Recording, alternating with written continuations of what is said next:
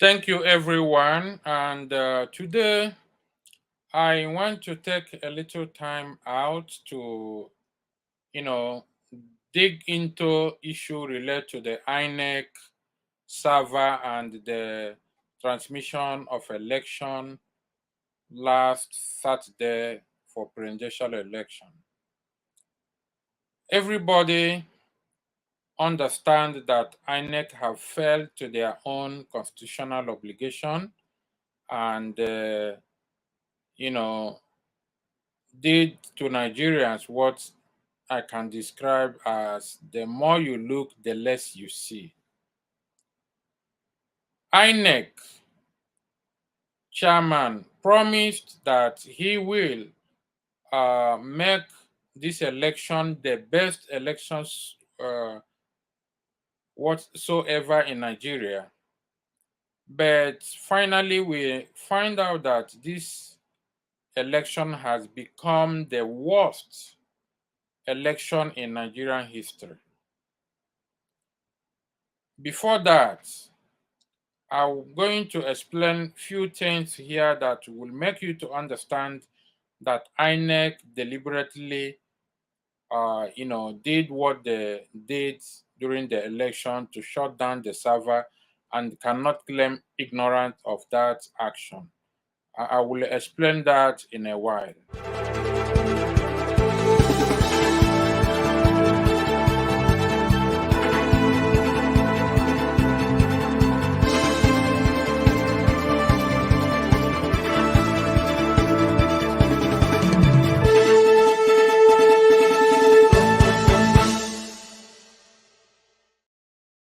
Once again, welcome back. And as I said, in regard to the INEC server during the transmission of 2023 presidential election. In the first place, I need to explain one thing to all the obedience. Because with regards to the transmission of these results from the polling units, my observation, because I monitored the INEC server remotely, and I've been doing this monitoring since 8th of September 2020, under which I circulated some articles to all the minority parties that they should engage and hire some cyber professionals to monitor the INEC server to make sure that such manipulation did not take place. But what I understand is while P2B was on the top doing his campaign, so many people that surrounded him who does not have the professional idea of cybersecurity did not relate to him the actual facts or information gathering. Because as I understand, P2B cannot be everywhere when it comes to the election. But some people that surrendered him who does not have the common knowledge of the cybersecurity and cyberspace or issue of the server did not do enough to protect those poor people votes. Because what happened here is it's like you ask people to go to farm and cultivate maize, and those people were willing to cultivate that maize with their own hearts, but you did not have any plan to buy a net to secure that maize from birds that will come and eat that maize. So when people put their hearts to cultivate that farm for you and waited for the maize to grow so they can enjoy the maize, they now find out that you have no plan whatsoever to safeguard their efforts or the crops after the crops have grown. and they now find out that birds have eaten all the crops. This is what happened between Peter Obi, Labour Party, and those obedience. That is by the way. But while I was monitoring that INEC server, I found out something that is very, very incredible, because the beaver of INEC is served as POS. In Nigeria, a lot of people now have POS on every street where you can lodge in money and also withdraw money. This is the same thing as INEC beaver. That is the beaver which they use to do accreditation and do electronic voting. So the server of this, I'm going to show you where that server is being hosted. It's not in Nigeria. So nobody can claim that the server was hacked, because the server was never hacked. It's impossible to hack that server from the company that is hosting INEC website. So the information is not stored in INEC server. INEC have no server. They rented the space from a company that is hosting their website. So I will show you the website and the server and the IP address in a while. So what happened within this period is, during the accreditation and the voting, the server was deliberately shut down in so many locations. And the way that server was shut down is not a sophisticated, it don't need to be sophisticated in cyber technology to shut down that server. All you need to do is to log in, on the cPanel of the INEC and turn those POS location, turn it offline instead of being live. So it cannot be live anymore unless you turn it on again to be live. So that is what actually happened. And they did not shut down the server, total shutdown. It was deliberate shutdown based on the location they were monitoring to see how the result was coming in. That is actually what happened. But, however, while the case is now in the court, INEC went back to court and asked the court to grant them an order to reconfigure the beaver so that they can be able to conduct the governorship and the House of Assembly election, which is where INEC erred by error. In that aspect, INEC have shown that they deliberately know what they are doing, and INEC acted in bad faith and does not have a clean hand, because INEC does not need to reconfigure any server or any machine, because the POS that is given to, let's assume the POS is given to ShopRite all over Nigeria, all over the branches. Now, the ShopRite do processing of credit card, debit cards, and the other gift card every day.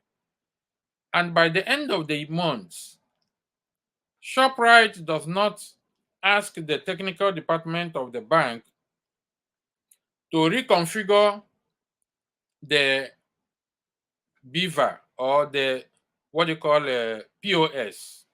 What the merchant, which is like ShopRite, normally do is they continue their sale on daily basis, even if it's in 10 years. And every time somebody log into their portal or their cPanel, you can now download the cells in alphabetical index based on date and the time. So there is no way the merchant example, which is like INEC, equivalent to ShopRite, will go and ask a bank to wipe out what is stored on the POS because they want to start new sales.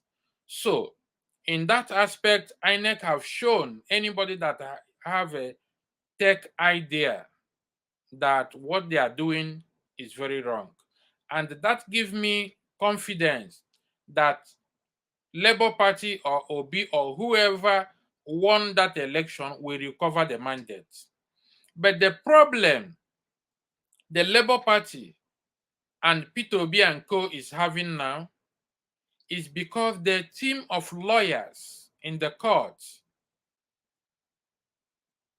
that made a demand for examining that beaver, which is like a POS machine, with the electoral material.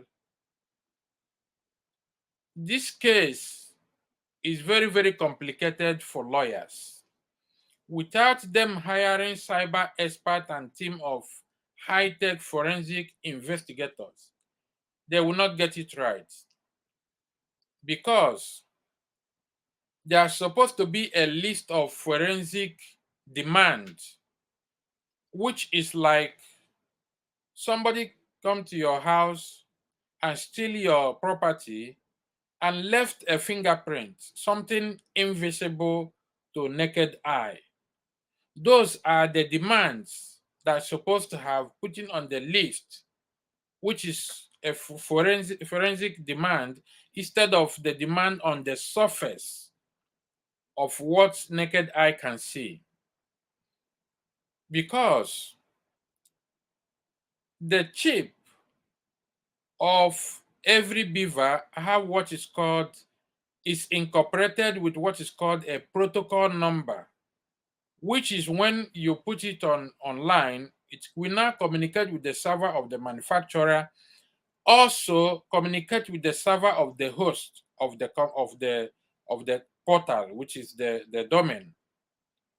But in this aspect, the case will be also complicated to a judge who does not have knowledge of cyber issue, unless the respondents or the plaintiff hire some expertise that will do the forensic audit, not mathematic audit, but the forensic audit, and now grab all those exhibits in technological exhibits to explain to the judge with expert testimony. That is the only way this case can be won. It's not gonna be won by making noise on the street or saying I'm a professor or for this. No, it's not gonna be won in that way.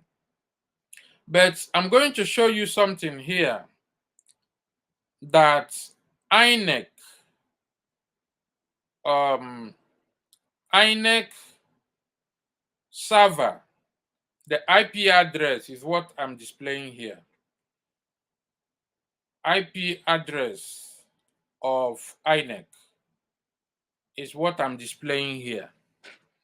And here, I want you to understand, if you look at it very well or you zoom it, you will see that INEC website will expire on 25th of March 2023. That shows the recklessness and the carelessness of INEC. And that shows that INEC is incompetent of handling this election or handling a sensitive office in that nature. Because this INEC Nigeria.org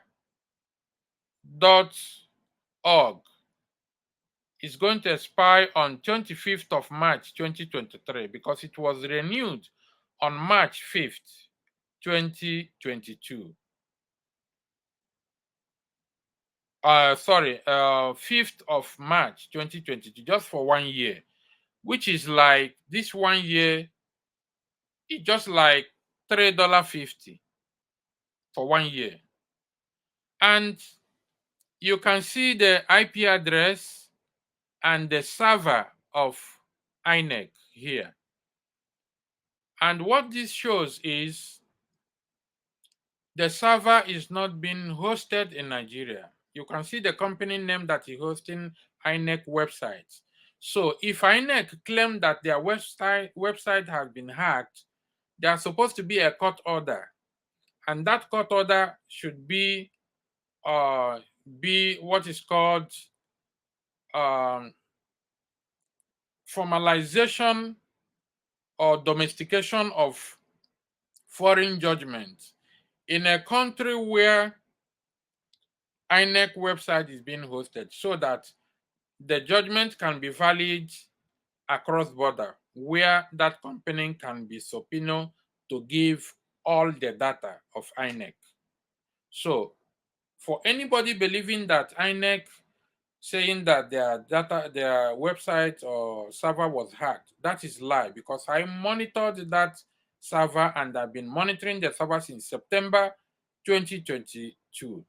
Another thing I'm going to show you here is the IP address of INEC. This IP address here, I will show you, is